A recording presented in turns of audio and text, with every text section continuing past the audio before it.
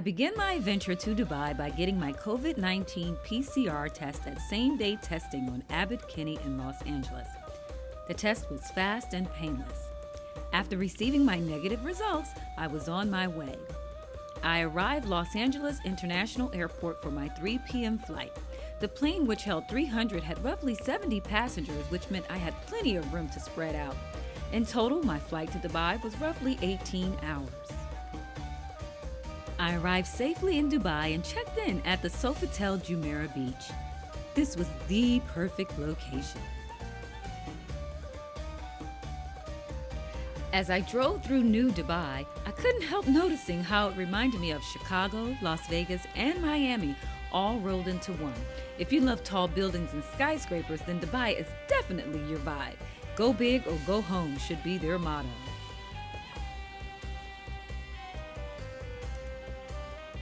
After driving through the city, we arrived in Old Dubai to have afternoon tea and dessert at the Arabian Tea House in the Al Fahadi historical neighborhood. As you step into the Arabian Tea House, you stumble upon a secret garden with turquoise benches, white rattan chairs, lace curtains, and beautiful flowers.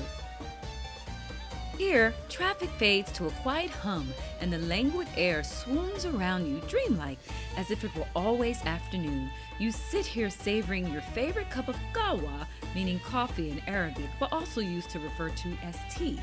We had Arabian tea and lanquats, which were sort of like beignets without the powdered sugar.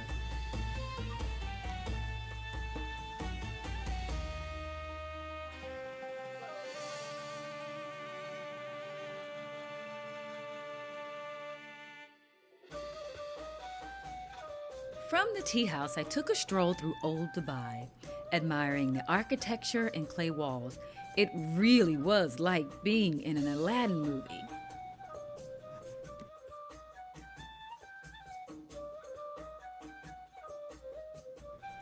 I walked through the old souks in search of some unique finds. Due to COVID, many of the shops were closed.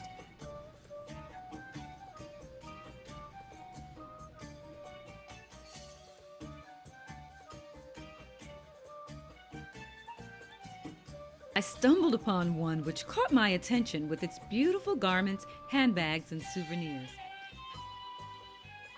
This black and gold ensemble is called an abaya. The merchants in the old souks were some of the most hospitable people I met in Dubai. After doing a little shopping in the old souks, mind you, I did go back a few times, I was on my way to the gold souks. We crossed the Dubai Creek by water taxis called Abras, which is a popular mode of transportation for many of the city's residents and tourists. They can hold around 20 people and offer the cheapest and fastest means of traveling between Deira and Bur Dubai.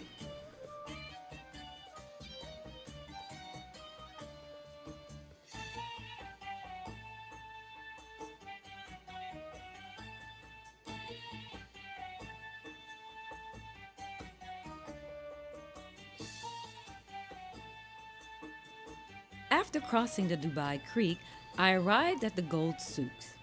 I must warn you, the merchants are super aggressive in the gold souks. You have never seen anything like the bling in the gold souks. They can make anything out of gold, and I mean anything. The gold is priced by the gram.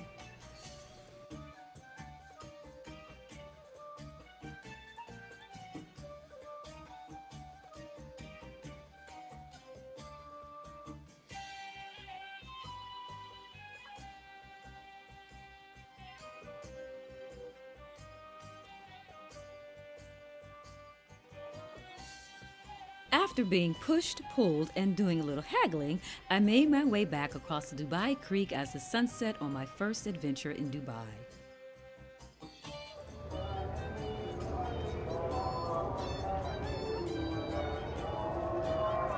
Be sure to come back next week as my adventure continues with part 2 of my trip in Dubai.